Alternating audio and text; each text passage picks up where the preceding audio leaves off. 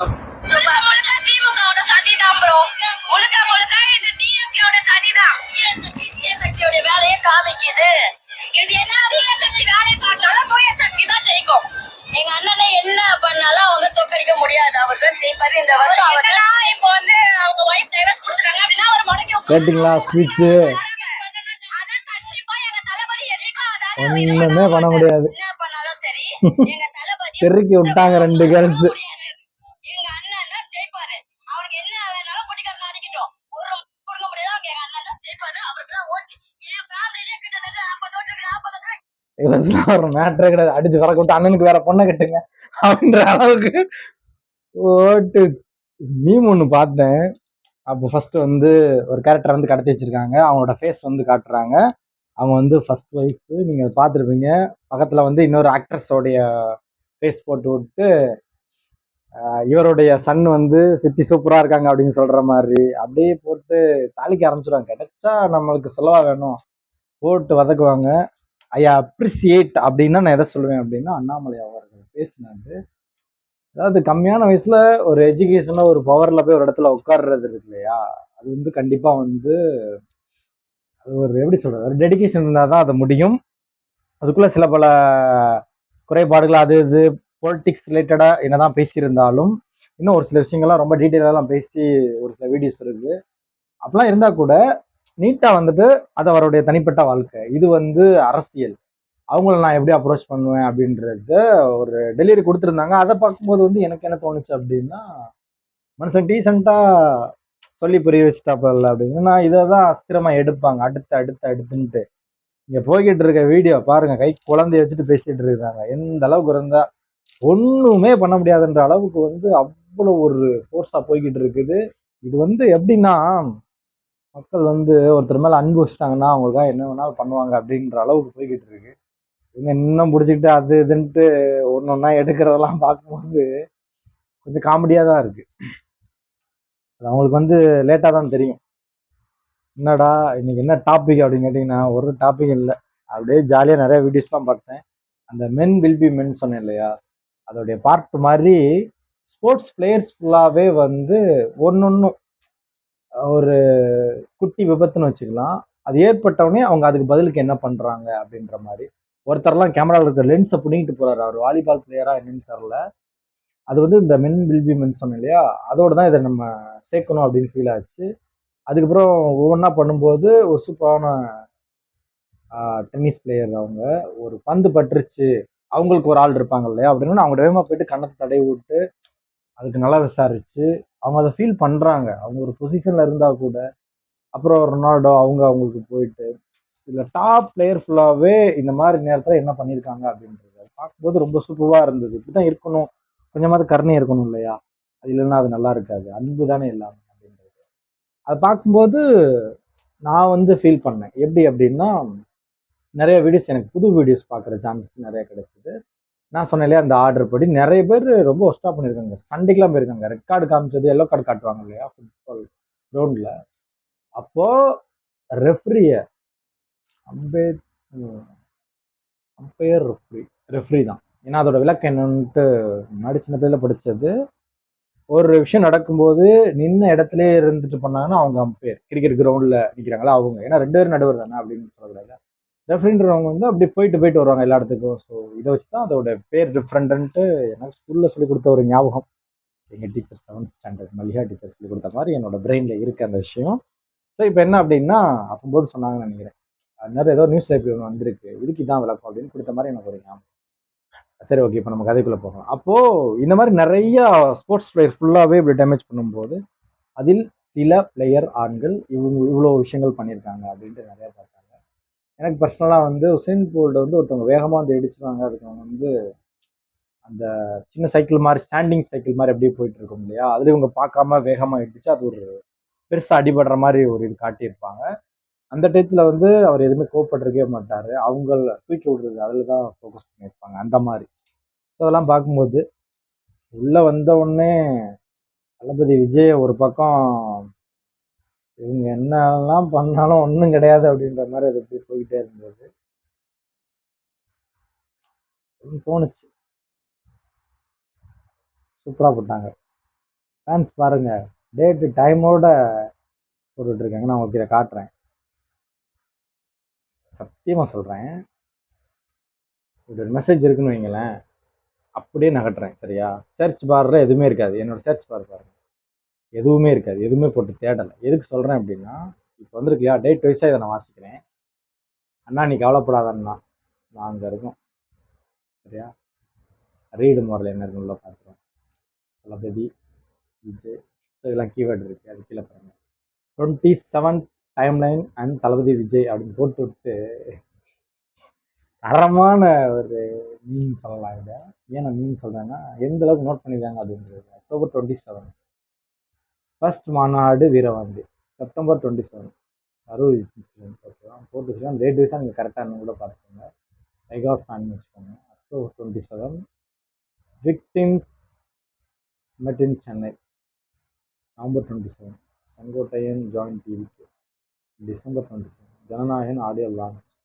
ஜனவரி 27 ஜனன் case back for first hearing. February 27 divorce news. சரிதா? என்னெல்லாம் வந்திருக்கு அப்படின்றது. விஜயின் உண்மை முகம் நம்ம போடுவோமா? விஜயின் உண்மை முகம் சொல்லிட்டு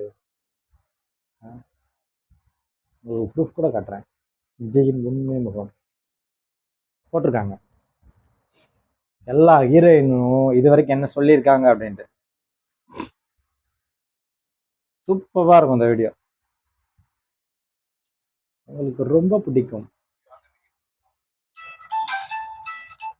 பார்த்த அன்னைக்கு அதுக்கே போன எல்லாம் எனக்கு அது ஒன்றும் பெருசா ஒன்றும் ஹார்டா ஃபீல் ஆகல. ஏன்னா விஜய் அவங்க ஒரு காலேஜ் அந்த டைம் எல்லாருமே சூப்பரா தளபதியை பாராட்டின அந்த விஷயமா இருக்கும். கீர்த்தனா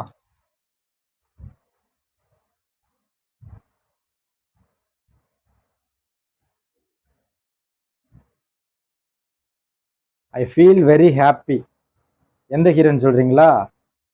இதெல்லாம் வந்து இதெல்லாம் ஜெயிப்பானா அப்படின்னு ஒரு கேட்டகரி கேட்டிருப்பாங்கல்ல அந்த டயத்துல. ஆனா அடிச்சு நடத்திருக்காவில்ல இப்ப பேசுறது இந்த மேட்ரு. கீர்த்தனா ஆக்ட்ரஸ், எப்போ உள்ளதுன்னு பார்த்துக்கோங்க இயர். அப்படி லிஸ்ட்டு இதை பேசுனேன்னா இது போகும் 1 hour மேலே போகும். அதுக்கப்புறம் மீட் பண்ணியும் அதை பற்றி சின்ன சின்ன செய்தி சொல்லி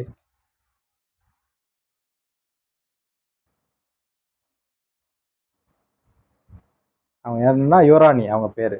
சின்ன சின்ன செய்தி சொல்ல ஆடுறாங்க இல்லையா, அவங்க நல்லா ஹாப்பியாக பேசியிருப்பாங்க.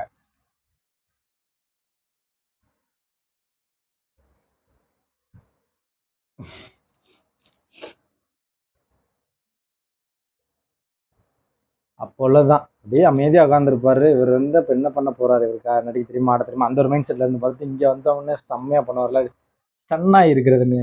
அந்த மேட்டரை வந்து இவங்களும் பேசியிருக்காங்க. அது இப்போ வரைக்கும் போய்கிட்டு இருக்கு. Silent is more power. நான் பர்சனலாக ஒரு விஷயம் சொல்கிறேன், இந்த ஆக்ட்ரஸ் எனக்கு ரொம்ப பிடிக்கும். ரொம்ப பர்சனலாக நான் லைக் பண்ணி பார்ப்பேன். ஏன் அப்படின்னா, அந்த டயத்தில் வந்து க்யூட்டாக இருக்காங்களே அப்படின்னு பார்த்ததுல இவங்களும் ஒரு ஆக்ட்ரஸ். அந்த டயத்தில்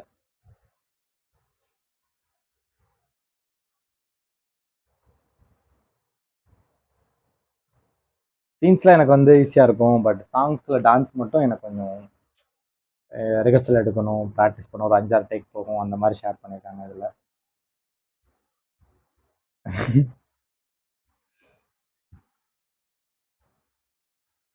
இதை வந்து நீங்களே கேளுங்க, அவங்க பேசுனது இது கேளுங்க.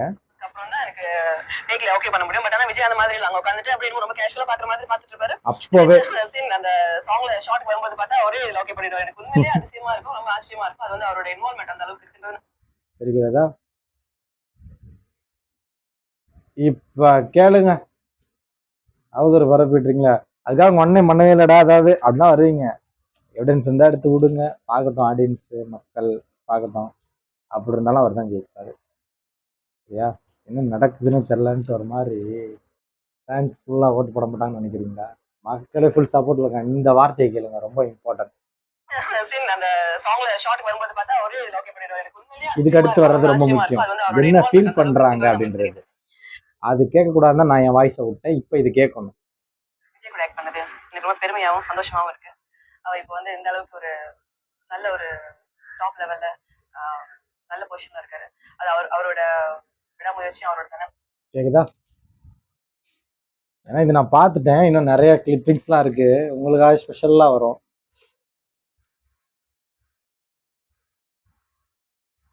இதெல்லாம் சூப்பரா ஆடி இருப்பாப்புல, துள்ளி குதிச்சு ஆடுற ஒரு இது இருக்கலாம். 90s நல்லா ஃபீல் பண்ணியிருப்பாப்புல.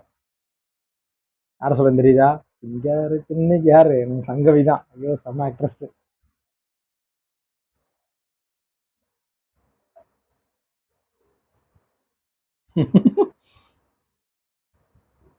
இப்போ இந்த சங்கவி இந்த இன்ட்ரிஸ் இது வந்து இன்ட்ரி எடுத்தது யார் தெரியுமா? எஸ், கௌதமி. அவங்க தான் எடுத்திருப்பாங்க, ஆக்ட்ரஸ் கௌதமி.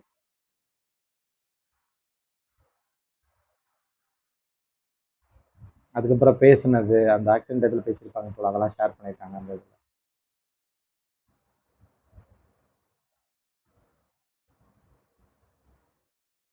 ஃபங்க்ஷனில் மீட் பண்ணது, மற்ற டைம் மீட் பண்ணது, நல்லா இருக்குங்களான்னு கேட்குறது, அதை பற்றி ஷேர் பண்ணியிருக்காங்க.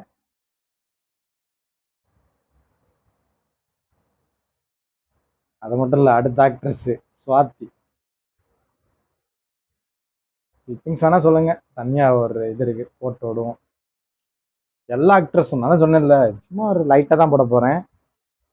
ஆனால் லென்த்தாக எடுத்து போட்டோம்னா கலெக்ஷன் நிறைய இருக்குது. இந்த ஆக்ட்ரஸ் தெரியுமா? இந்திரஜா. ஏன்னா விஜய் கூட இருக்கிற மாதிரி காமிச்சு அடுத்ததை காமிக்கும் போது தான் உங்களுக்கு ஆமால இவங்க இந்த படத்தை நடிச்சிருக்காங்களா அப்படின்றது தெரியும். ஏன்னா இப்போ வந்து ஒரு சிலருக்கு வந்து க்யூட்னஸ் அப்போ இருந்ததுக்கும் இப்போ இருந்ததுக்கும் வந்து கொஞ்சம் டிஃப்ரெண்ட் தெரியும். அவங்க க்யூட்டாக தான் இருக்காங்க. அதெல்லாம் ரீசெண்ட் இன்டர்வியூ தான் சொல்ல போனோம்னா.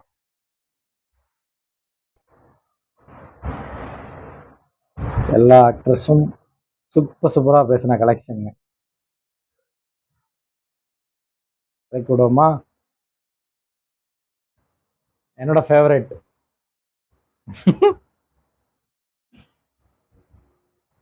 இது ரொம்ப முக்கியமான வார்த்தை இப்போ போடுறது. இதை போட்டு கூட நம்ம இந்த வீடியோ கூட முடிச்சுக்கலாம். ஏன் அப்படின்னா இது தனியாகவே போடலாம். இது கேளுங்க, இது ரொம்ப இம்பார்ட்டன்ட். ஓகேவா? அது வந்து சூப்பர் ஸ்டார் ரேஞ்சுக்கு பல ஹார்ட் ஒர்க் பண்ணணும், பல கிரவுண்ட் ஒர்க் பண்ணணும். அவர் ஆல்ரெடி ஆக்டரா எனக்கு தெரிஞ்சு எடுத்தோடனே அவர் சூப்பர் ஸ்டார்லாம் இல்லை. இந்த பாட்டு கண்டிப்பா எல்லாருக்குமே ஃபேவரட்டா தான் இருக்கும். என்ன பாட்டுன்னு தெரியுதா? இந்த கோட் அப்படியே நெஞ்சில் சாஞ்ச மாதிரி இருப்பாங்க.